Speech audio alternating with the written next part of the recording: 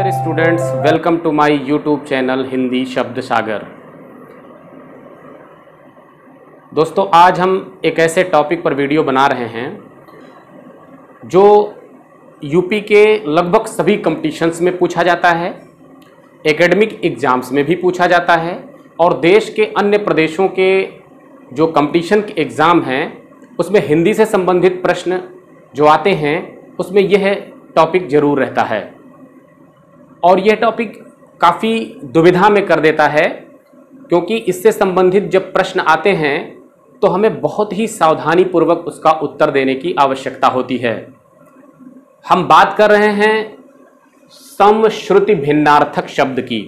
समश्रुति भिन्नार्थक शब्द होता क्या है? समश्रुति का मतलब होता है सम माने समान, श्रुति माने सुनने में, अर्थात ऐसा एक शब्द युग्म दिया जाता है जो सुनने में लगभग एक समान लगता है, यानी जब उसका उच्चारण करते हैं तो लगभग कुछ उसमें समानता होती है, ज़्यादा समानता होती है। और अगर हम उसको लिखते हैं, उसकी जो वर्तनी होती है उसमें बहुत ही कम अंतर होता है। कहीं पर किसी स्वर का अंतर हो जाता है, कहीं पर कुछ व्यंजन के अंतर हो जाते हैं और उस आधार पर देखने में तो वो एक जैसा लगता है, लेकिन उसके अर्थ भिन्न होते हैं। उसमें बहुत ज़्यादा अर्थ की भिन्नता होती है और ऐसे शब्द युग्म का जब प्रश्न आए तो हमें बहुत सावधानी पूर्वक हल करना चाहिए। आज जो हम यह वीडियो लेकर के आए हैं उसमें इतने महत्वपूर्ण शब्दों के कलेक्शन हैं जो आपसे बार बार परीक्षाओं में पूछे गए हैं। आइए इस समश्रुति भिन्नार्थक शब्द को हम उदाहरण से समझते हैं।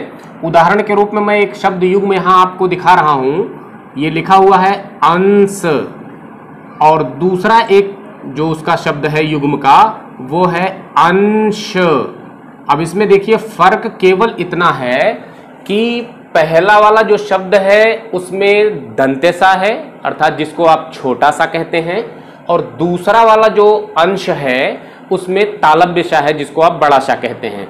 उच्चारण अगर इसका अस्पष्ट लोग करें तो दोनों को एक जैसा बोलेंगे, अंश अंश, लेकिन अगर इसका सही उच्चारण देखा जाए तो ये जो पहला वाला है ये है अंश और दूसरा वाला जो है वो है अंश, और इसी आधार पर दोनों के अर्थ में भी बहुत ज्यादा भिन्नता है। आप देखिए इस पहले जो जिसमें दंतेसा लगा हुआ है इस अंश का अर्थ होता है कंधा, कंधा, और ये जो दूसरा वाला अंश है ये जिसमें तालव्यसा है इसका अर्थ होता है भाग, भाग, या इसको कह सकते हैं आप हिस्सा। गणित के उसमें आएंगे क्षेत्र में तो आप कोण जो बनता है 60 अंश का, 90 अंश का, तो उसमें भी अंश बोला जाता है, वो भी ये अंश होता है, वो भी तो एक प्रकार का हिस्सा ही है। पूरे वृत्त में 360 अंश का कोण बनता है, तो उस आधार पर ये अंश माने भाग, हिस्सा, और ये जो अंश है इसका अर्थ होता है कंधा। तो इस आधार पर ये समश्रुति भिन्नार्थक शब्द कहा जाता है, इस प्रकार का युग्म, क्योंकि ये सुनने में या लगभग लिखने में एक जैसा है। थोड़ा सा कहीं पर स्वर का फर्क है और कहीं पर व्यंजन का फर्क हो जाता है, और उस आधार पर उस युग्म में दोनों शब्दों के अलग अलग अर्थ हो जाते हैं और यही उसकी भिन्नार्थता है। अब शब्द युग्म से संबंधित प्रश्न बहुत बनते हैं। अब तक उत्तर प्रदेश के कंपटीशंस की परीक्षाओं में, एकेडमिक एग्जाम्स में, और देश के जो दूसरे प्रदेश हैं हरियाणा, राजस्थान, मध्य प्रदेश, बिहार, इन सब के जो परीक्षाओं में शब्द युग्म से संबंधित जो प्रश्न आते हैं वो बहुत ज्यादा आए हैं। तो सारे महत्वपूर्ण प्रश्नों का ही अगर हम कलेक्शन करें तो काफी बड़ी लिस्ट हो जाती है। इस नाते इसमें हमने दो पार्ट बना दिया है। समश्रुति भिन्नार्थक शब्दों का एक पार्ट वो है जिसमें हमने स्वर से प्रारंभ होने वाले, अर्थात स्वर, तो जो स्वरों से शुरू होने वाले, प्रारंभ होने वाले जो शब्द युग्म हैं उनको हमने पार्ट फर्स्ट में कर दिया है, और जो व्यंजनों से प्रारंभ होने वाले शब्द युग्म हैं उनको हमने पार्ट 2 में कर दिया है। तो आज आइए इस वीडियो में हम स्वरों से प्रारंभ शब्द युग्म हैं उनकी आज यहां अच्छे से एनालिसिस करेंगे। तो आइए शुरुआत करते हैं। यहां पर देखिए एक युग्म दिया हुआ है, शब्द युग्म दिया हुआ है अगम।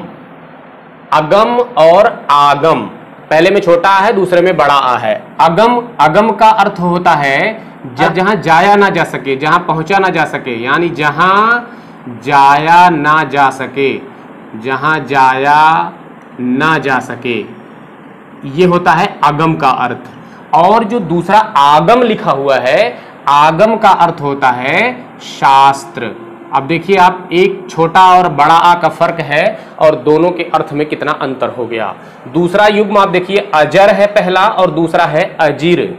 अजर का अर्थ होता है जिसे जरा अवस्था, बुढ़ापा अवस्था, अर्थात जिसे अजर माने जिसे बुढ़ापा ना आए, जिसे बुढ़ापा ना आए या जो बूढ़ा ना हो, लिख सकते हैं आप, जो बूढ़ा ना हो।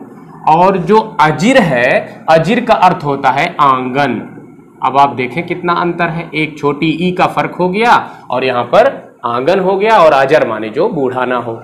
अनल और अनिल, अगला युग्म है अनल और अनिल। अनल का मतलब होता है आग और अनिल का अर्थ होता है हवा। अब देखिए, हवा और आग हो गया, आ ना है और यहां पर ना पर छोटी ई की मात्रा है, तो अनल माने आग हो गया, अनिल माने हवा हो गया। इस प्रकार से शब्द युग्मों के अर्थ में भेद होता है, अंतर होता है। यहां देखिए अगला युग्म है अपेक्षा और उपेक्षा। अपेक्षा का अर्थ होता है की तुलना में, की तुलना में, एक ये कह सकते हैं और दूसरा इसका अर्थ निकाल सकते हैं इच्छा, इच्छा कह सकते हैं, आशा कह सकते हैं।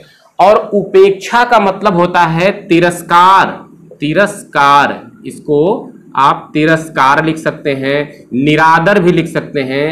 ये होता है आपका उपेक्षा का मतलब। यहां पर देखिए एक युग्म है अब्ज और एक है अब्द। अब्ज माने होता है कमल, कमल, और अब्द माने होता है वर्ष, वर्ष। अविराम, अविराम का मतलब होता है लगातार, अविराम का मतलब लगातार।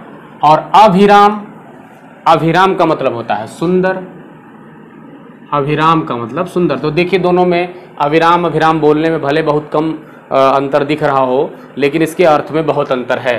अभेद, अभेद माने भेद का अभाव, अभेद माने भेद का अभाव। और ये जो अभेद्य है, जिसे भेदा ना जा सके, जिसे भेदा ना जा सके अर्थात जिसे तोड़ा ना जा सके, जिसे तोड़ा ना जा सके। तो इस प्रकार से देखिए आप कितना अंतर है। अर्थी, अर्थी माने होता है टिकठी, टिकठी माने आप जानते हैं जिस पर शव को ले जाया जाता है, वो अर्थी है। और यहाँ जो अर्थी है जिस पर ऊपर रेफ लगा हुआ है, इसको कहते हैं अर्थी को चाहने वाला, चाहने वाला। यहां पर देखिए अर्घ, अर्घ माने होता है अंजुलि भर जल देना, अंजुलि भर जल देना या जलदान कह सकते हैं आप, अंजुलि भर जल देना या जलदान आप कह सकते हैं। और अर्घ्य माने होता है, एक तो होता है बहुमूल्य, बहुमूल्य, और एक होता है हवन सामग्री को भी अर्घ्य कहा जाता है, हवन सामग्री, इसको भी अर्घ्य ही कहा जाता है। अली, अली माने होता है भंवरा, भंवरा माने भ्रमर, अली माने भंवरा। और अली माने होता है सखी, सखी माने वही सहेली, सखी सहेली। तो देखिए आप अली और अली में बस ला पर छोटी की मात्रा है अली में, और अली में ला पर बड़ी की मात्रा है, लेकिन अर्थ में देखिए बहुत ज्यादा अंतर है। अवधि, अवधि माने होता है समय, समय। और दूसरा देखिए शब्द जो है, जो उसका जोड़ा है अवधि, अवधि माने होता है अवध की भाषा, अवध की भाषा। अवध की भाषा आप जानते हैं जिसमें तुलसीदास ने रामचरितमानस लिखा है, अवध की भाषा, अवध की भाषा। अवलंब माने होता है सहारा, अवलंब माने सहारा। और अविलंब, अविलंब माने बिना देर के, शीघ्र जिसको कह सकते हैं आप। अंत माने होता है समाप्ति। देखिए थोड़ा थोड़ा अंतर है, अंत माने समाप्ति होता है और अंत्य माने होता है अंतिम, अंतिम। अशक्त, अशक्त माने निर्बल होता है, निर्बल, अशक्त माने निर्बल। असक्त माने उदासीन, उदासीन। असन माने होता है भोजन, असन माने भोजन। और आसन, आसन माने होता है सीट, जिस पर आप बैठते हैं, पीठ उसको जिसको कह सकते हैं आप सीट। आरती और आरती लिखा हुआ है, आरती माने होता है धूप दिया इत्यादि से, धूप दीप इत्यादि से पूजन, इत्यादि से पूजन। और ये जो आरती है, आरती का मतलब होता है दुख, आरती का मतलब दुख होता है। आहुति माने हवन की चीज, हवन की सामग्री, हवन की चीज कह सकते हैं आप। और ये जो आहुति है, आहुति माने होता है बुलाना, आहुति माने बुलाना। इंदिरा, इंदिरा माने होता है लक्ष्मी, इंदिरा माने लक्ष्मी। और इंद्रा, इंद्रा माने होता है इंद्र की पत्नी, इंद्रा माने इंद्र की पत्नी। तो अब बोलने में तो एक ही जैसा लग रहा है इंदिरा, इंदिरा, लेकिन देखिए अर्थ में बहुत अंतर है। यहाँ देखिए दो शब्द, एक युग्म है ऋत और ऋतु। ऋत माने होता है सत्य और ऋतु माने होता है मौसम। यहाँ देखिए एक युग्म है ओटना और औटना। ओटना माने होता है जैसे रुई होता है ना, उसका बिनौला अलग करना, बिनौला अलग करना, बिनौला अलग करना, उसको ओटना बोलते हैं, अलग करना, उसको ओटना। और औटना माने खौलना होता है, खौलना, खौलना। अन्न, अन्न माने होता है अनाज और अन्य, अन्य माने होता है दूसरा, अन्य माने होता है दूसरा। अभय, अभय माने होता है बिना भय के, अर्थात निडर जिसको कह सकते हैं आप, बिना भय के। और उभय, उभय माने होता है दोनों, उभय माने दोनों। अग माने जो गमन न कर सके, अचल कह सकते हैं आप, अचल। और अघ माने होता है पाप। अमित माने होता है, देखिए दो शब्द है अमित और अमित। अमित जिस पर मां पर छोटी की मात्रा है, इसका मतलब होता है बहुत, बहुत कह सकते हैं आप, अधिक कह सकते हैं। और अमित माने शत्रु, जो मीत ना हो अर्थात शत्रु। अपकार और उपकार, अपकार माने होता है बुराई और उपकार माने भलाई। अम्ब माने होता है माता, इसको आम भी कह सकते हैं। और अम्बु माने होता है पानी, पानी अर्थात जल। आदि, आदि और आधि तीन शब्द है यहाँ पर। देखिए आदि दा पर छोटी की मात्रा, आदि दा पर बड़ी की मात्रा और एक धा पर छोटी की मात्रा है। तीनों लगभग मिलता जुलता है, समुच्चरित है, समश्रुति भिन्नार्थक शब्द है। आदि माने होता है प्रारंभ, जिस पर दा पर छोटी की मात्रा। और आदि, आदि माने होता है अभ्यस्त, अभ्यस्त। और आधि माने होता है पीड़ा, आधि माने पीड़ा। एक युग्म ये है आहुत, आहूत, जिसपे छोटा ऊ की मात्रा है हा पे, आहुत। आहुत माने यज्ञ में डालना, यज्ञ में डालना।